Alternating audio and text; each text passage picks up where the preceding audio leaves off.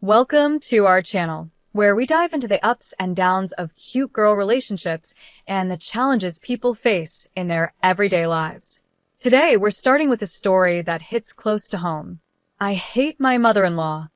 From the moment I met her, I knew she didn't like me, and accepting me as her daughter-in-law was never easy for her.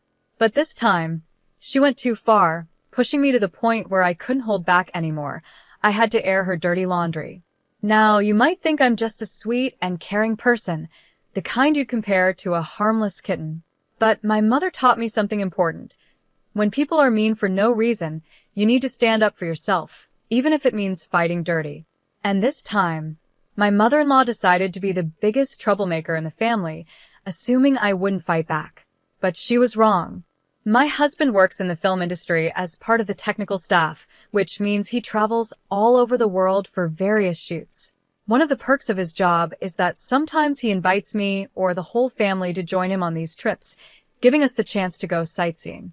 This month, we had a trip to New Caledonia planned, a trip that had been on the calendar for a while. Everything was set, and my mother-in-law and I even made it to the airport on time, which was a small miracle considering the traffic. We unloaded all our bags at the airport, and I carefully counted to make sure we hadn't forgotten anything. Feeling confident that everything was in order, we headed inside. My mother-in-law asked me to drop off our luggage at the baggage counter, so I separated my hand luggage from the checked-in bags and asked her to do the same. Then I told her to go ahead with the security check while I finished up with the luggage drop-off. After completing the luggage drop-off, I went through the security check myself and started looking for my mother-in-law. I spotted her from a distance, and she seemed to be searching for something. When I approached her, she told me that one of her handbags was missing, the one that contained her diabetes medication. She insisted that she couldn't leave without it. I told her to take a deep breath and try to remember she might have accidentally left the bag with the rest of the luggage. She seemed flustered and couldn't recall, so she asked me to check if it was there. Dutifully, I went back to the baggage counter and asked the attendant if any luggage had been left behind or if one of our bags had gone overweight, since one was missing. Unfortunately, the attendant said everything was in order and there were no unmarked or extra bags. Feeling dejected, I headed back to my mother-in-law, but before I could go through the security check again, airport security stopped me and asked me to follow them. Confused, I asked what was going on, but they insisted that everything would be explained once I came with them. They led me to a private holding area, where they informed me that a woman had reported me. Apparently, she overheard me using the words gun and drugs, and she feared I might be a terrorist. They said they needed to ensure I wasn't hiding anything. I was absolutely furious. I hadn't made any such comments. I barely had time to check in before our flight. Then, a chilling thought crossed my mind. My mother-in-law. It suddenly hit me that she might be behind this. I told the officers I would fully cooperate with their investigation, confident that they would find nothing. After an exhausting 18 of questioning and searching, I was finally cleared. Once the ordeal was over, I showed the officer who had mentioned the woman's report a picture of my mother-in-law and asked if she was the one who reported me. When he confirmed it was her, a wave of rage surged through me. I walked out of there fuming with anger. This was the last straw. I had tolerated her slanders and toxic behavior for too long because I rarely saw her, but this time, she had gone too far. I couldn't just sit back and let her get away with it. It was time to teach her a lesson she would never forget. My first move was to expose her in her precious suburban neighborhood. She loved to show off and pretend she was something she wasn't, and I knew just how to shatter that illusion. I had been to few of the neighborhood parties when visiting with my husband, so I knew exactly how they all tried to outdo each other. My mother-in-law was no different, often passing off cheap bakery treats as creations from a famous chef.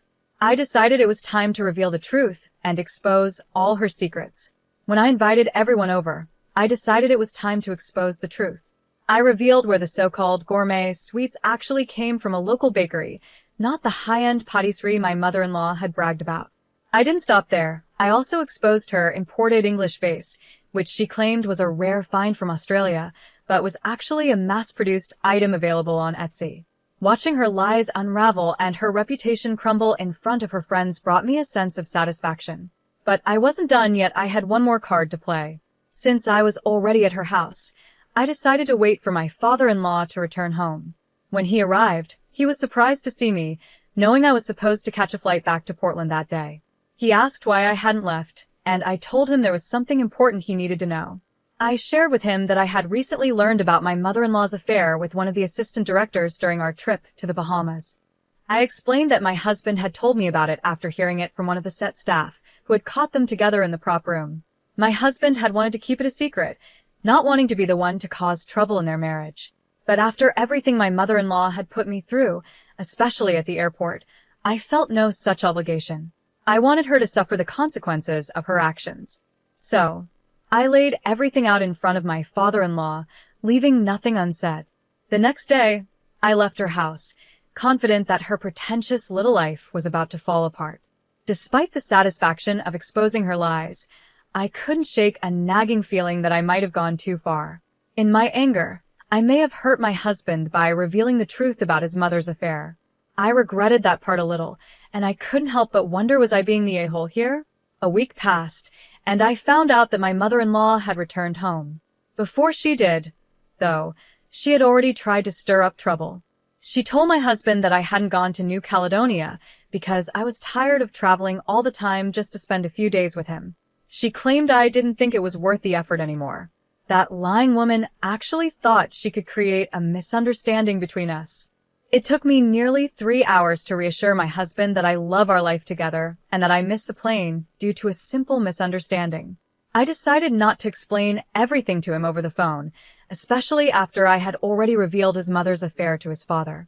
I knew that once she arrived home, she would find the mess waiting for her, and I was eagerly anticipating the call I was sure to receive once she did. Now, I'm just waiting for that moment, and when it happens, I'll be ready to update her on what I've done. I finally got to see her reaction, and let me tell you, I did not expect my mother-in-law to show up at my house unannounced. When she did, I was both surprised and a bit relieved, because it meant I could witness firsthand the fury on her face as she grappled with the chaos that her life had become. The look of sheer anger she gave me when I politely invited her in was all the satisfaction I needed. The moment she stepped inside, she exploded with rage. She screamed at me, calling me all sorts of names, and told me that I had no right to do what I did. She said I was a jerk and that karma would surely come back to bite me. According to her, I should be ashamed of causing strife in the family. She even went as far as to say that I didn't deserve her son, claiming she had known all along that sooner or later I would show my true colors. I could see she was on the verge of slapping me, but somehow she held herself back. Her outburst reignited all the anger I had been suppressing for so long.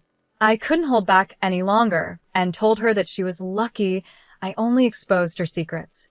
If I had really wanted to get back at her, I could have pressed charges for the false accusations she made against me at the airport. After that, I told her to get out of my house. But instead of feeling better, I felt worse. It's been 3 months since that confrontation, and a lot has happened since then.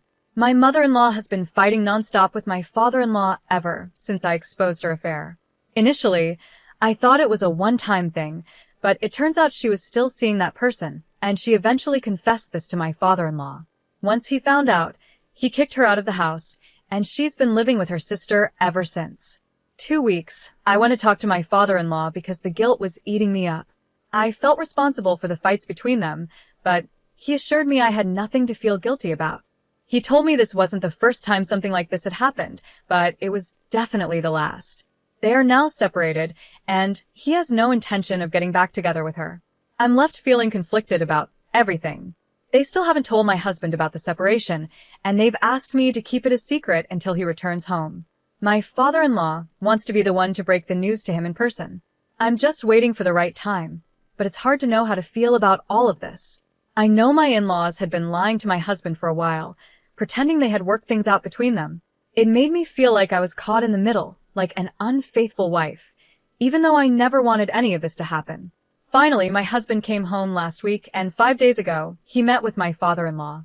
That's when he found out about his parents' separation.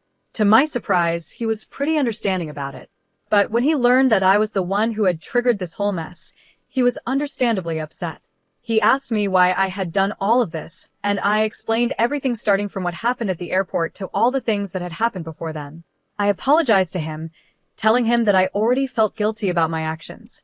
I never intended for things to escalate this far. Thankfully, my husband understood the situation and said that this was bound to come out eventually.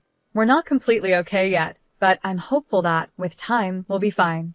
Now, looking back, I realized that while my mother-in-law was certainly out of line, my actions were also harsh. I agree with those who think what I did was wrong.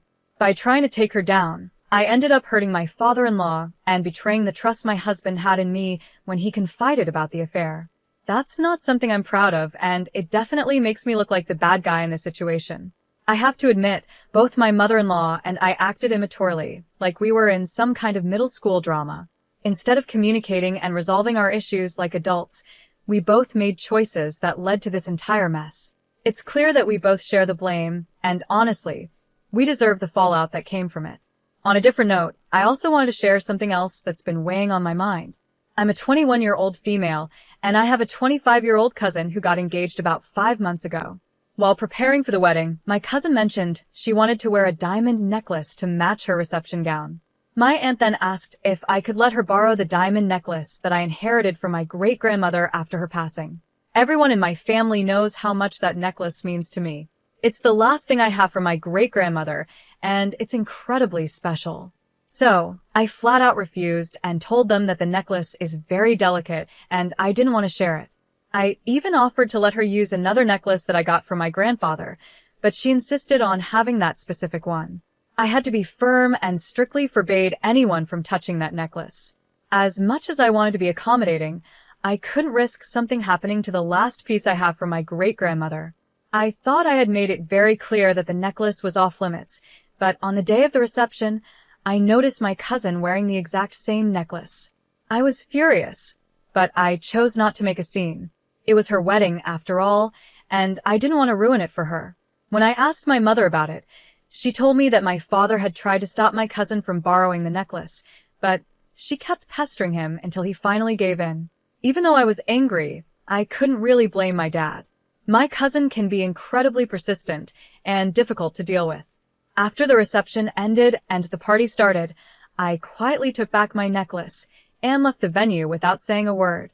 The next day, after everyone had sobered up, I received a call from my cousin, who was crying and accusing me of stealing her jewelry. Her husband got on the phone and even threatened to press charges. I calmly explained to him that the necklace rightfully belonged to me and that my cousin had borrowed it without my permission. He didn't believe me and called me a liar, insisting that I was the one who had borrowed her jewelry. At that point, my mother, who had been listening to the whole conversation, had had enough and ended the call. Later, some of my relatives criticized me for taking back the necklace without saying anything and even called me an a-hole for not sharing it from the start, claiming that it didn't really belong to me.